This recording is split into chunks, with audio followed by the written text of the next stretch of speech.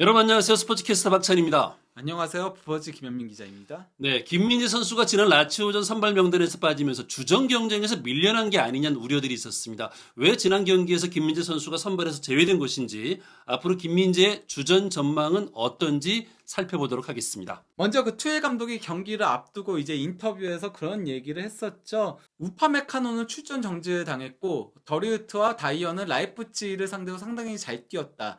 이는 김민재의 반하는 결정이다. 경기력 때문이 아니다. 여기서 이제 중요한 거죠. 이게 경기력 때문에 김민재를 빼는 건 아니라고 얘기한 겁니다. 그러면서 우리는 여전히 그를 필요로 한다. 즉, 김민재가 필요하지만은 지난 라이프치히전에서 더리우트와 다이어가 좋은 모습 보여줬으니까 그 멤버를 한 번 더 믿어보겠다라는 거에 가깝거든요. 네.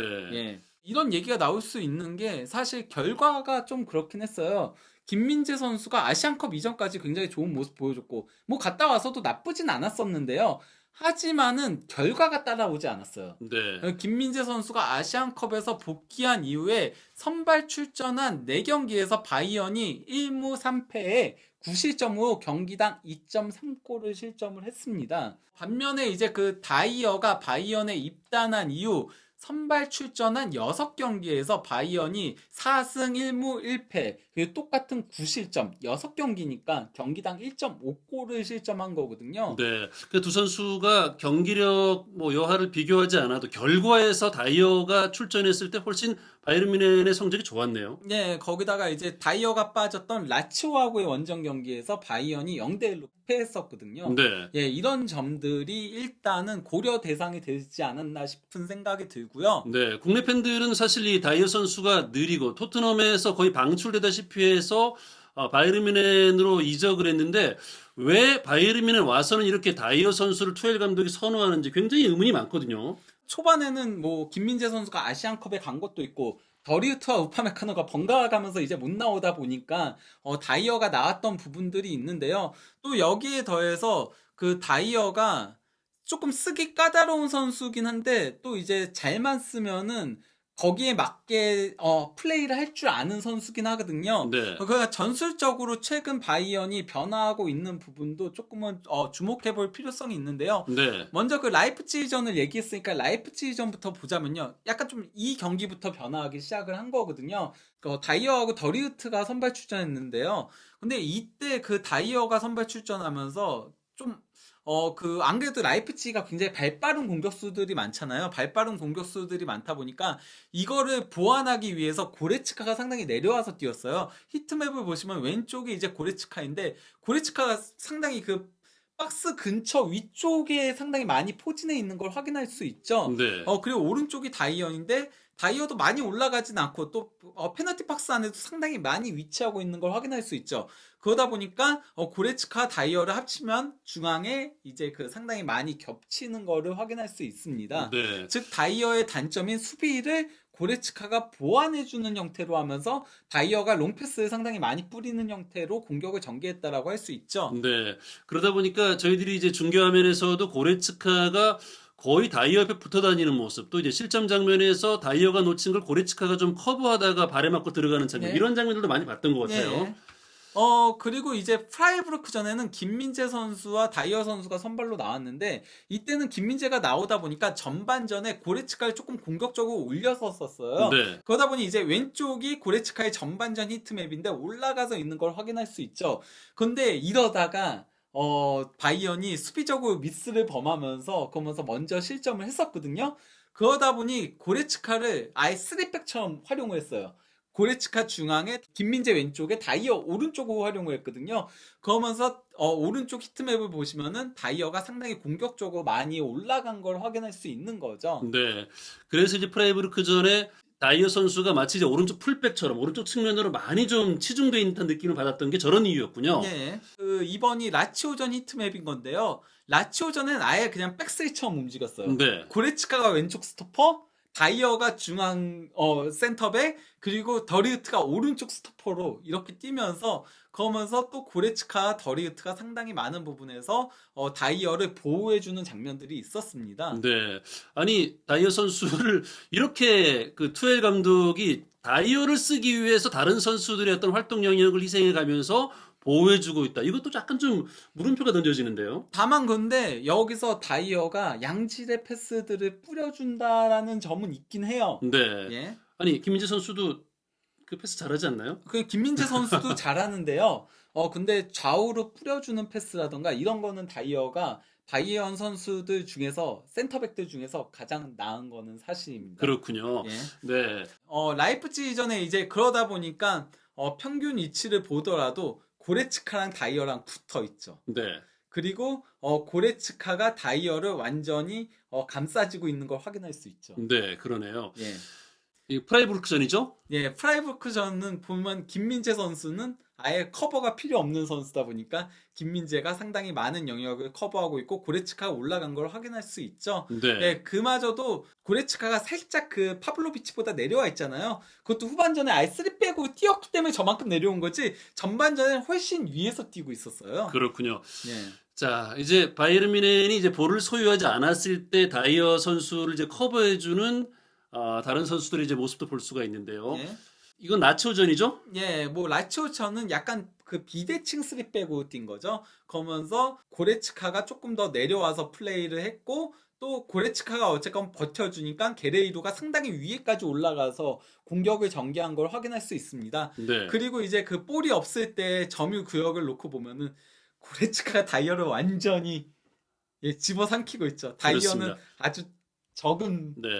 커버만 하고 있는 거죠. 아래쪽에 작은 삼각형을 지금 분홍색의 고레츠카가 완전히 지금 포장을 하고 있는 모습인데요. 예. 자, 그 정도로 지금 고레츠카가 많은 활동량을 보이면서 다이어를 좀 보호해주는 느낌이 들었습니다. 예. 이거는 이제 코펜하겐전에서 이제 김민재 선수와 이제 김민희 선수가 뛸 때의 패스 네트워크죠? 딱 보시면 아시겠지만은 우파메카노가 도리어 공격적으로 올라가죠. 김민재가 더 뒤에서 커버를 해주고 그리고 또 이제 키미가 거의 원홀딩처럼 혼자 있죠. 사실 이 경기도 4-2-3-1로 나와서 키미와 라이머가 수비형 미드필더로 나왔었거든요. 근데 라이머가 오른쪽으로 아예 가서 오른쪽에서 계속 만들어가는 걸 확인할 수 있는 거죠. 그러면서 김민재 선수와 키미가 상당히 많은 영역을 커버하고 있습니다. 네, 이게 두 선수가 굉장히 많은 부담을 가지면서 뛰었다는 얘기네요. 네, 그러다 보니까 키미 선수가 조금 미스들이 있었고 그것 때문에 전반기 때 많은 비판에 조금 직면하기도 했었죠. 네, 라이프치히전에서는 이제 다이어 선수 말씀하신 것처럼 다이어 선수의 이제 발밑 그러니까 롱패스의 질이 이제 좋다는 걸 확인할 수 있는 장면들이 몇 차례 나왔습니다. 네, 그러면서 일단 바이언의 선제골도 다이어의 패스가 기기점이 됐죠. 그러니까 네. 다이어가 게레이로한테 롱패스를 연결해줬고 게레이로의 전진 패스를 무시알라가 받아서 드리블로 제치고 가서 전진 패스를 줬고 이거를 케인이 마무리 지었고요. 그리고 이제 그 결승골은 아예 다이어가 기점 패스를 한 거죠. 시작도 다이어부터 됐어요. 네. 다이어가 패스 연결해주고 왼쪽 구역에서 패스 주고받다가 다이어가 대각선 롱 패스 넘겨준 거를 추포모팅이 크로스 올렸고 이거를 케인이 헤딩 슈팅으로 골을 넣은 거였죠. 그렇습니다. 자, 그 골이 또 이제 결승골이었기 때문에 다이어 선수가 저렇게 이제 롱 패스를 잘하는 선수구나라는 걸 다시 한번 좀 각인할 수 있는 장면이긴 했습니다. 자, 프라이부르크전에서 이제 다이어 선수의 활약을 보면 역시 이제 발밑이 좋다 이런 것들을 또 한번 느낄 수 있는 장면들이 있었습니다. 일단은 패스 시도도 가장 높았고요. 그리고 패스 성공도 가장 많았고요. 그리고 기대 위협도 상당히 상위권에 있었고요. 그리고 전진 패스도 가장 많았고, 네. 그리고 볼 전진 캐리도 상당히 상위권에 위치하고 있었습니다. 네. 이 선수가 그냥 볼을 끌고 올라가는 능력과 패스 능력은 확실하게 갖추고 있다는 걸 확인할 수 있죠.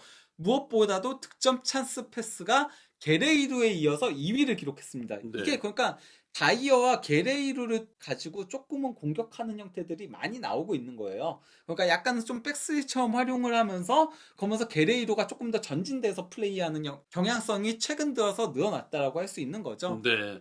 다른 선수를 잘 쓰고 수비에서 좀 안정감을 가져가기 위해서 다이어 선수를 고레츠카가 좀 보호해주면서 이렇게 가져가는 전략들이 좀 먹혀들고 있고 결과도 나왔기 때문에 토일 감독은 이렇게 이제 다이어를 좀 선호하는 거다 이렇게 봐도 되나요?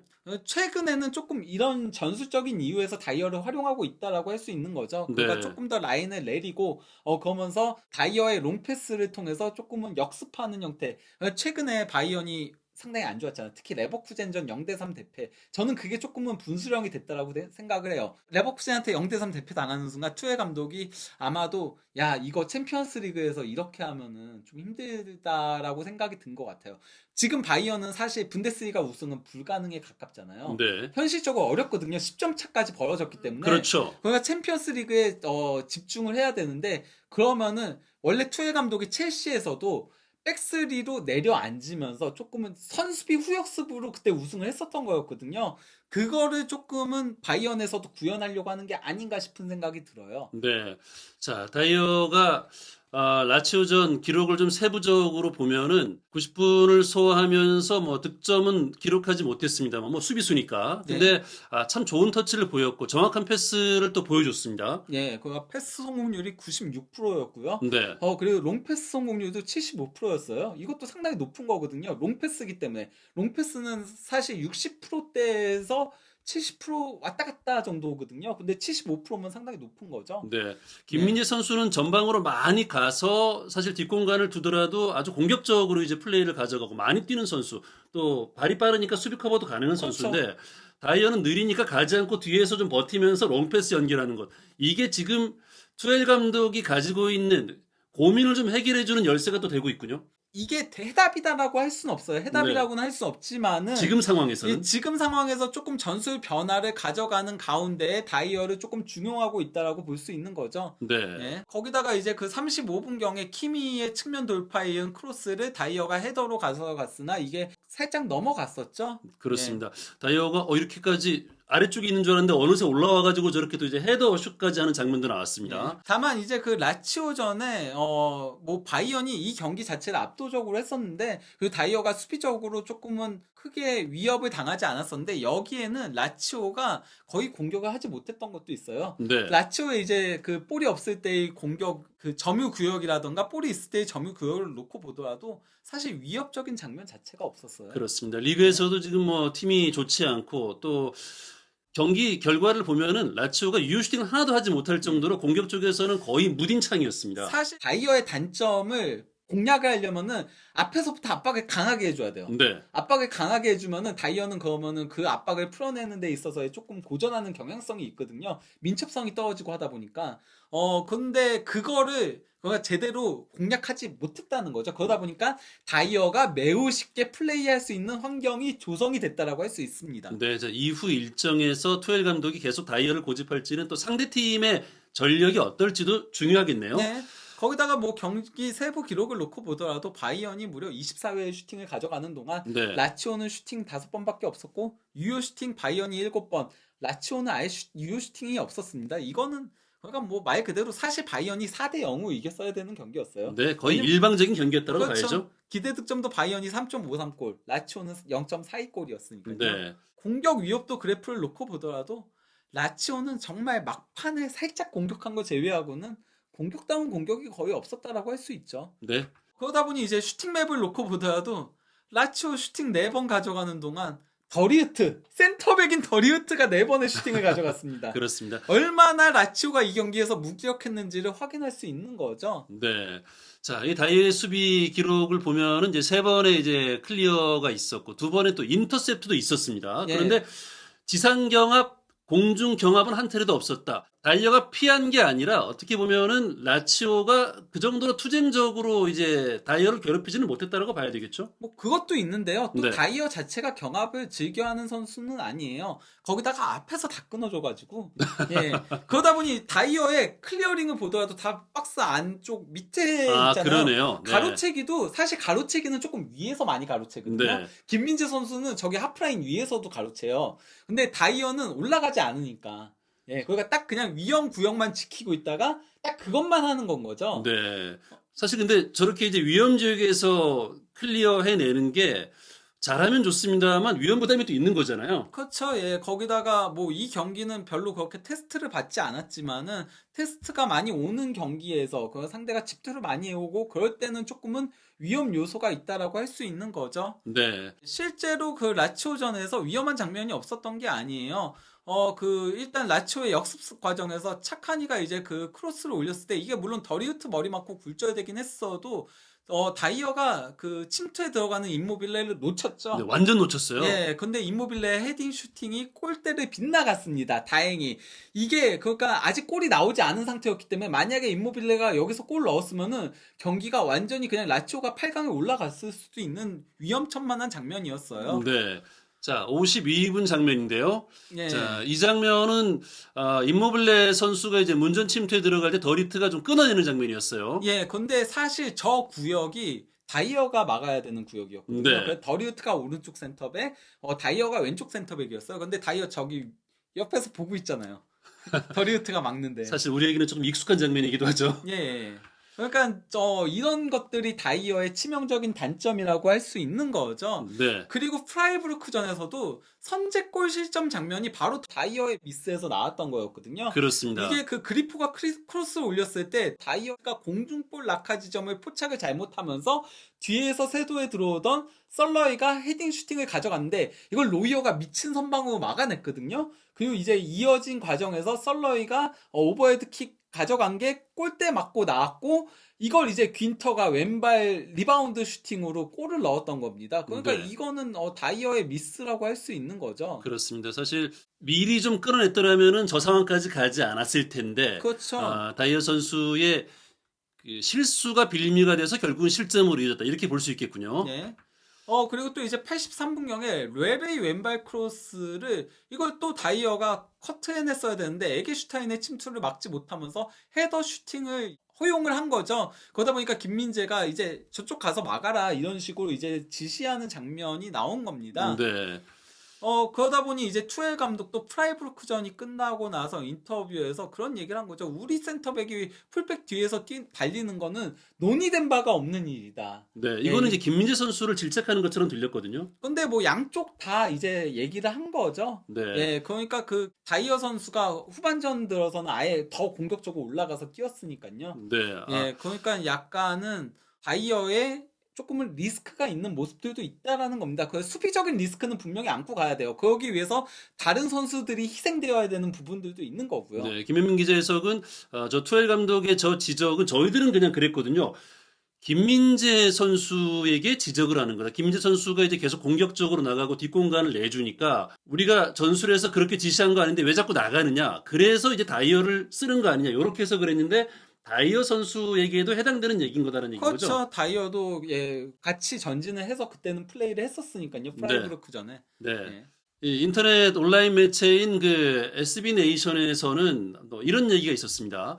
어느 누구도 에릭 다이어를 원하지 않았다. 그런데 이제 마티아스 덜리트와 에릭 다이어가 라치오전에 선발 출전했고 예.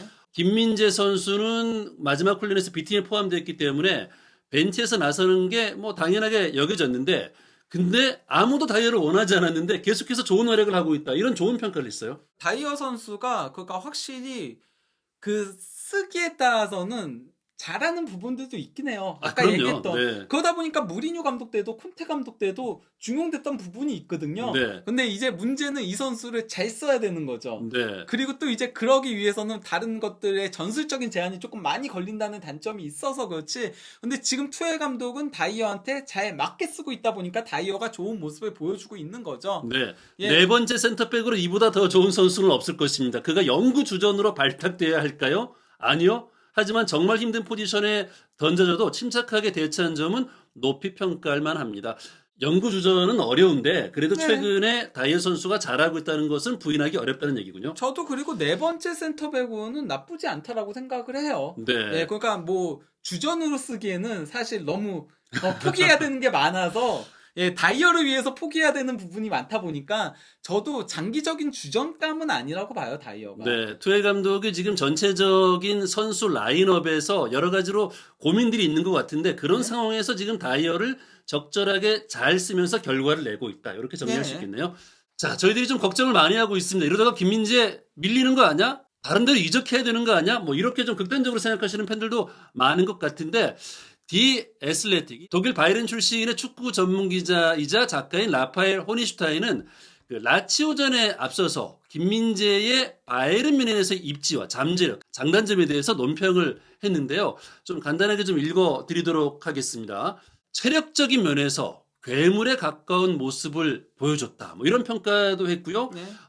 그에게 상대적 능력보다는 탁월함을 기대하고 있다. 바이에른 뮌헨에서 어느 센터백보다 좀 낫다. 이게 아니라 네. 좀 탁월함을 기대하고 있다. 네. 네, 이런 그- 평가를 했습니다. 그러다 보니까 이제 김민재 선수에 대해서 약간 아쉬운 소리들이 나오는 게 저것 때문인 거죠. 네. 왜냐하면은 세리에 최고의 센터백이 온 거였거든요.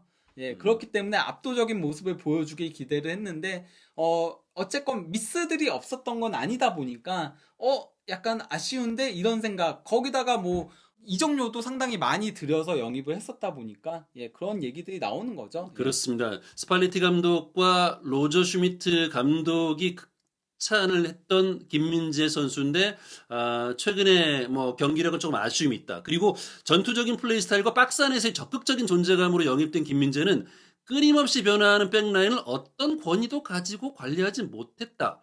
아직은요. 이렇게 얘기를 했거든요. 예, 이게 그러니까 좀 김민재 선수한테도 가혹한 환경이었어요. 김민재 선수가 일단 군사훈련했죠. 그러면서 네. 프리시즌도 제대로 소화하지 못했죠. 살도 빠졌었죠. 그런 가운데 더리우트하고 우파메카노가 계속 부상을 번갈아가면서 당하면서 혹사 논란이 있었죠. 예, 김민재 선수는 쉬지 못하고 계속 뛰면서 그 파트너만 계속 바뀌었어요. 네. 둘이 돌아가면서 부상당하니까 계속 바뀌었어요. 그러다 보니까 이 호흡 맞출 시간도 조금 부족했죠. 네. 그나마 그래도 우파메카노가 더 많이 나왔으니까 우파메카노와의 호흡이 조금 괜찮았는데 또 그것도 있어요.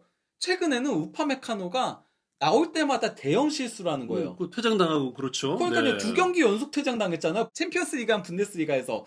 김민재와 우파메카노의 호흡이 좋은데 우파메카노가 이렇게 나가리가 되고 나니까 약간은 좀 더리우트와 다이어를 가지고 라인을 내리는 축구로 변화를 하고 있는 건 거죠. 네. 자, 김민재 선수에게 첫 시즌, 바이에른 뮌헨에서의 첫 시즌은 좀 혹독한 시즌인 것 같습니다. 하지만 저 호니슈타인 기자는 아직은요라는 단서를 달면서 예. 김민재 향후 일정에서 기대감을 갖는 모습이죠. 예. 자, 그리고 김민재는 자신이 위대한 선수가 될 수 있는 잠재력을 가지고 있음을 보여줬습니다. 예. 기본기는 다 갖췄고요. 리더십과 압박 상황에서의 침착함 같은 다른 수비 자질은 사실 측정하기 어렵습니다. 알리안츠 아레나에서 좀 더 안정된 생활을 하게 될 두 번째 시즌에는 이러한 자질들이 더욱 중요해질 것입니다라고 얘기했습니다. 네. 그리고 올해 주전 센터백으로 자리매김한 김민재는 차기 감독 체제에서 유리한 고지를 선점할 수 있을 것으로 보입니다. 그는 지금까지 가장 괜찮은 시즌을 보낸 수비수이자 올 여름에 예상되는 큰 변화로부터 안전한 몇 안 되는 선수 중 한 명입니다. 예, 실제 그 빌트지에서도 그 라치오전에 선발 출전하지 못할 것이라고 예상을 하면서 주전조에서 훈련하지 않았기 때문에 그렇다라고 예상하면서도 그걸 놀라움이라고 표현하면서 네. 현재까지는 바이언에서 가장 안정적인 수비수였다라고 평가를 했어요. 네.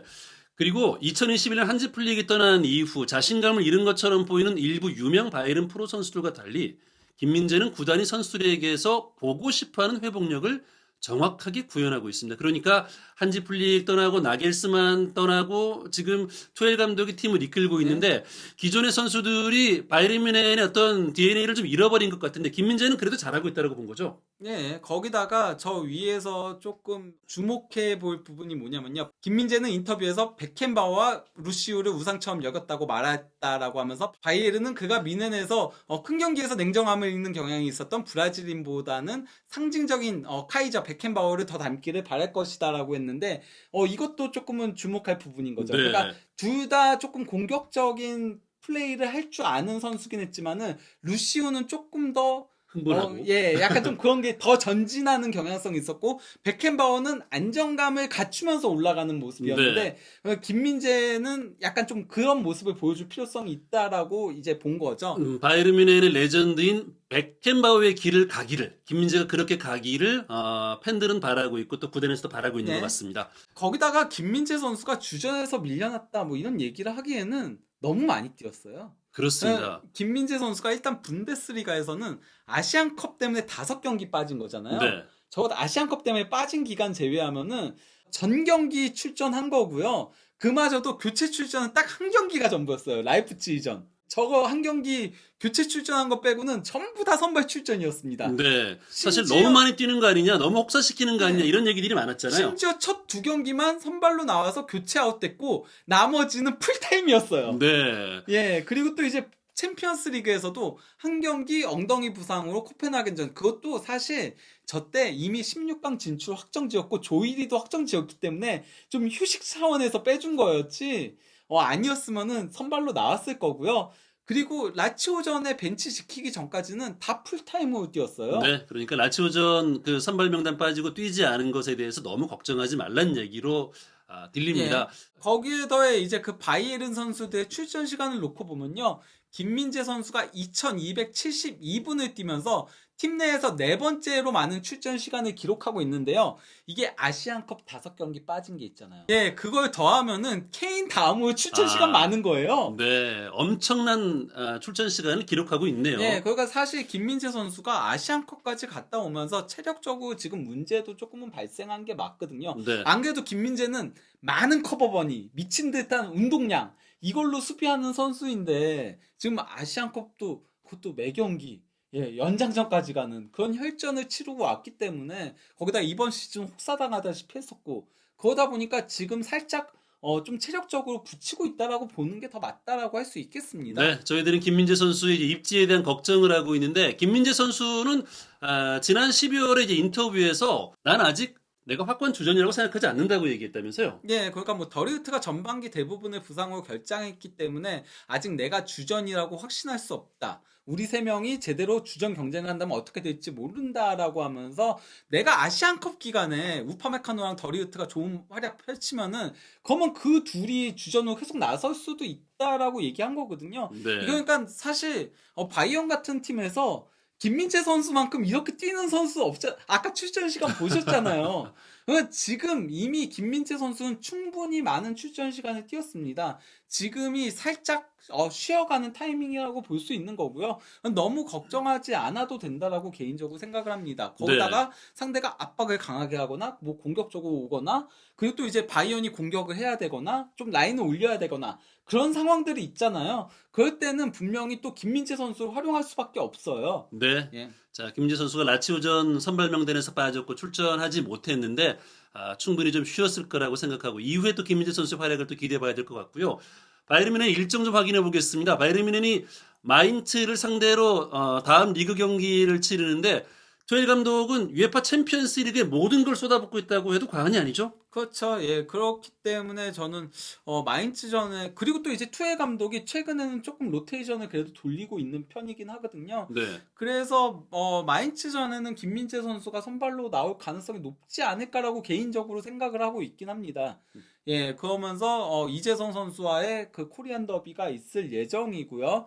그리고 이제 다름슈타트전이 있고 그리고 도르트문트전 더 클래시커. 예, 그러고 나서 이제 그 챔피언스리그 8강이 4월 9, 10일에 1차전이 있고요. 네. 그리고 4월 16, 17일에 2차전이 있거든요. 그러면 분명히 저기 4월 6일부터 4월 21일 사이에는 로테이션을 계속 돌릴 거예요. 그러면은 챔피언스 리그에는 조금 더 주력들을 내보내고 분데스리가에는 조금 더 이제 백업 자원들을 활용할 가능성이 있는데 저는 김민재 선수가 어쨌건 간에 현재는 경쟁 중이라고 봐요. 현재는 더리우트, 다이어, 김민재가 경쟁이고 우파메카노가 사실은 사옵션으로 밀려났다라고 봐야 되거든요. 근데 이 셋의 경쟁에서 나왔을 때 더 좋은 모습을 보여주는 선수가 결국 챔피언스 리그 8강전에 선발 출전 기회를 얻게 되지 않을까라고 생각하고 있습니다. 네, 투엘 감독이 리그에서는 어느 정도 성적, 챔피언스리그 갈 수 있는 뭐 순위, 물론 뭐 2위자를 지키려고 하겠지만 챔피언스리그에 모든 걸 걸고 있다. 김혜민 기자 얘기를 이렇게 생각을 해보면 로테이션을 돌리면서 챔피언스리그에 모든 방점을 찍을 텐데 김민재 선수들이 거기에 맞춰서 컨디션 관리를 잘해야 되겠군요. 예. 자, 바이에른 뮌헨의 경기 그리고 이제 김민재에 관한 소식, 따끈따끈한 최신 축구 관련 소식을 한준 TV의 구독, 좋아요, 알림 설정을 통해서 놓치지 마십시오.